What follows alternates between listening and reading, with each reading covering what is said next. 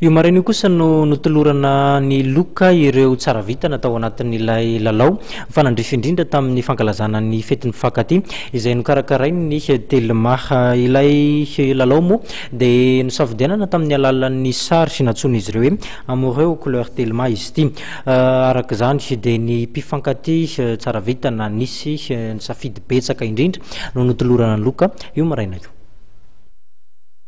Ravelonarivo Tsitoery sy Randrianarjona Anjasoa no nandrobaka ny loka voalohany tamin'ilay fifananana sary sy nomenany anarana hoe amoureux aux couleurs telma izay nokarakarain'ny mpandrara telma no ny fetin'ny mpifankaty.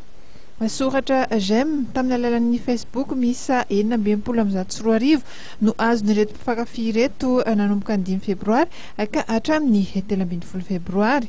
Androany maraina moa no nanolorana ny loka ho azy ireto ateny amin'ny telma alarobia.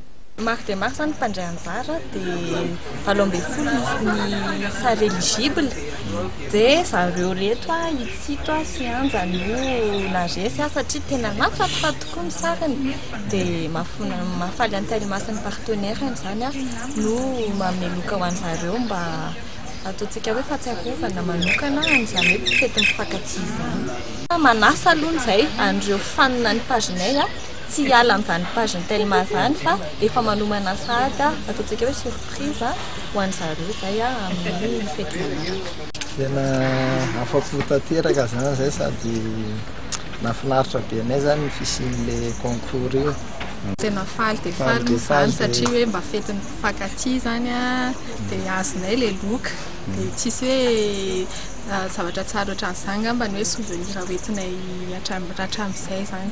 Loka maro be isan-karazany araka izany no natolotry ny telma sy ireo mpiara-miasa aminy ho azy roa aka anisan'ireny ny tolotra connected izay azon'izy ireo mifampiantso mamem-poana mandritra ny adiny 3 isam-bolana miampy fandefasana afatra misa 300 fiaraha-misakafo ana mpifankaty ao amin'ny coup d'état lounge bar etsy Isorak na ihany koa firavaka cristal iray izay misy ny sarin'izy roa.